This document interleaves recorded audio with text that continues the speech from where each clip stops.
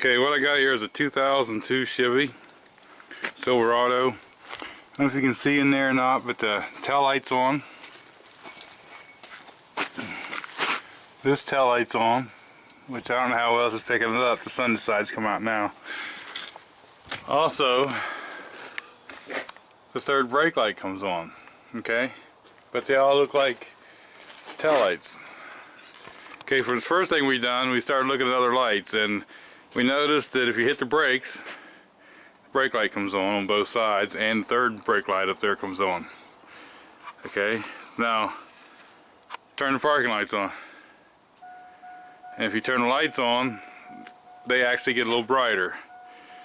So, I got to look at the front, and everything in the front works. So it seems like all the lights seem to work. Turn signals are on the yellow, amber down here, and they also work.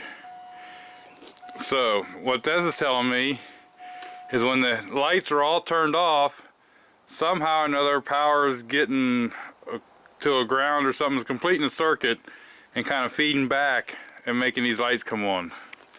So first thing I kind of started thinking about was, I started thinking about taking these tail lights out and checking the sockets in there and making sure there wasn't nothing going on in there on both tail lights and that third brake light also. But then I started thinking about the trailer plug-in, and I come out here and I reached up behind it to feel the wires there and move them around, and it was warm. We opened it up and there you see it's starting to smoke in there and melt. So we reached down in here and we unplugged this trailer wiring harness, and if you notice, all the lights go out, everything's back to normal. So in this case, it was just kind of looking around, kind of solved the issue. So this is a Hopkins, I guess. So we just bought the same thing. It seems how this is a plug-in deal. We're just gonna remove the 4 screws here, because someone's put this into the Chevy plug, and just change these out. And that should solve our issue. Now also you want to check your plug and make sure we got just a little bit of green right there. So we're going to clean this up really good, and this piece will be replaced, so it doesn't matter. So we'll clean this one up a little bit. We'll get some contact cleaner and spray up in there. And then I'll take the new plug and I'll spread a little bit of dielectric grease on them new prongs, and that'll help a little bit when it goes in.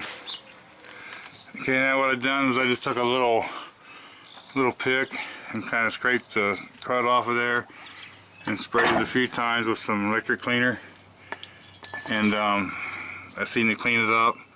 What I'll do now is just take a wee little bit of the dielectric grease, and maybe I'll just smear the little holes with it, that way that I know that these are protected a little bit. Okay, they give you 4 little bolts with it, so we just broke the old ones off and put the new ones in. There's a little nut on the back side. They had it zip tied up here before, so that's what we done. So there you go. Now with this plugged back in and all, we don't have the tail light issue anymore. All the lights are out, everything's functioning properly. It's not a bad idea at this point to either plug a trailer in or test these with a test light or something, make sure you got power everywhere.